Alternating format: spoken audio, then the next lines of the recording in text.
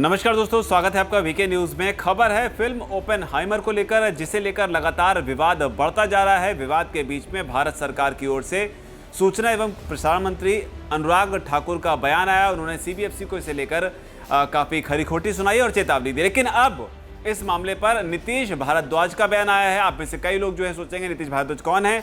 उनके बयान के मायने इसलिए इमोशनल लेवल पे थोड़े बढ़ जाते हैं, क्योंकि नीतीश भारद्वाज वो शख्स हैं जिन्होंने महाभारत में भगवान श्री कृष्ण का किरदार निभाया था और इसलिए लोग उन्हें भगवान कृष्ण से रिलेट कर देखते हैं। ठीक उसी तरीके से जिस तरीके से भगवान राम के किरदार के लिए अरुण गोविल को लोग जो हैं वो याद करते हैं।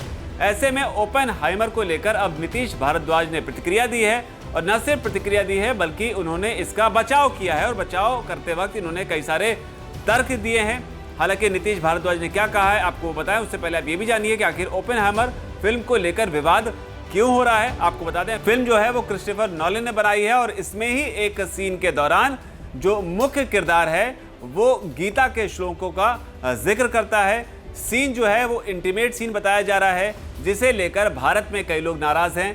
लोगों का ये कहना है कि इस हरकत की वजह से गीता का अपमान हुआ है। लेकिन महाभारत में जिन्होंने कृष्ण का किरदार निभाया वो खुद इस एक्ट को किस तरह से देखते हैं, क्योंकि कृष्ण की ही वो पंक्तियां हैं जिसका जिक्र जो है वो ओपेनहाइमर फिल्म में मुख्य किरदार करता हुआ दिखाई देता है। दरअसल नीतीश भारद्वाज ने ई टाइम्स को एक इंटरव्यू दिया है और उन्होंने कहा इस दौरान कि गीता मूल रूप से युद्ध के मैदान के बीच में कर्तव्य की भावना सिखाती है।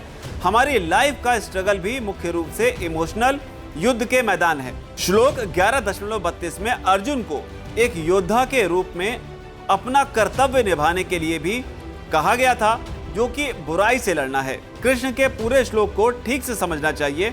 वो कहते हैं कि मैं शाश्वत काल हूं जो हर चीज को मार डालूंगा, इसलिए हर कोई मर जाएगा, भले ही आप उन्हें ना मारें, इसलिए अपना कर्तव्य निभाएं। इसी कड़ी में ओपेनहाइमर को डिफेंड करते हुए नीतीश भारद्वाज कहते हैं, जब ओपेनहाइमर ने परमाणु बम बनाया और इसका इस्तेमाल जापान की ज्यादातर आबादी को मारने के लिए किया गया तो वो खुद सवाल कर रहे थे कि क्या उन्होंने अपना कर्तव्य ठीक से निभाया।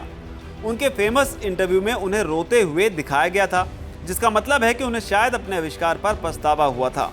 उन्होंने शायद देखा था कि उनका आविष्कार भविष्य में मानव जाति को नष्ट कर देगा और उन्हें शायद पछतावा था।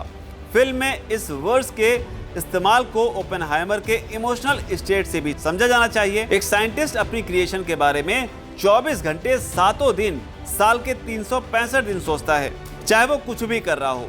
उसका माइंड स्पेस पूरी तरह से उसकी क्रिएशन में समा जाता है और फिजिकल एक्ट सिर्फ एक नेचुरल मैकेनिकल एक्ट है। तो यहाँ पर जिस इंटीमेट सीन का जिक्र हो रहा था, जिसे लेकर विवाद हो रहा था, उसे नीतीश भारद्वाज बता रहे हैं कि वो एक तरीके से एक फिजिकल एक्ट है और सिर्फ नेचुरल मैकेनिकल एक्ट है।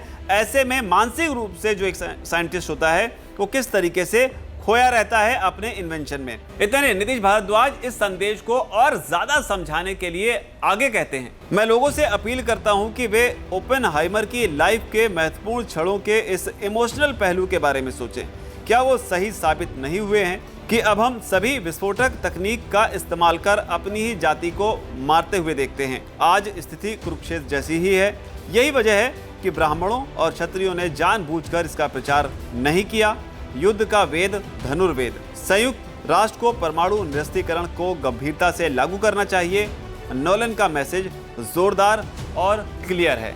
तो यहाँ पर नीतीश भारद्वाज ने साफ तौर पर कहा है कि धनुर्वेद का प्रचार प्रसार इसीलिए नहीं किया गया, लेकिन नॉलन के संदेश को लोगों को ठीक से समझने की जरूरत है। लेकिन क्या वाकई जो बात फिल्म में दिखाई गई है, ओपेनहाइमर फिल्म में दिखाई गई है, क्या वाकई वो वैचारिक रूप से बहुत ऊपर के लेवल की बात है जिसे लोग समझ नहीं रहे हैं, या फिर वाकई गीता के साथ या गीता के श्लोकों को इस दौरान पढ़कर उसके साथ खिलवाड़ किया गया है? इसे आप किस तरीके से लेते हैं? और नीतीश भारद्वाज ने जिस तरीके से ओपेनहाइमर को डिफेंड करने के लिए जो तर्क दिए, उनके तर्कों पर आपके अपने क्या तर्क हैं? जो भी आप कहना चाहते हो नीचे अगर कमेंट सेक्शन में से आप जरूर लिखें। वीडियो देखने के लिए आपका धन्यवाद। वीके न्यूज, राष्ट्र के नाम।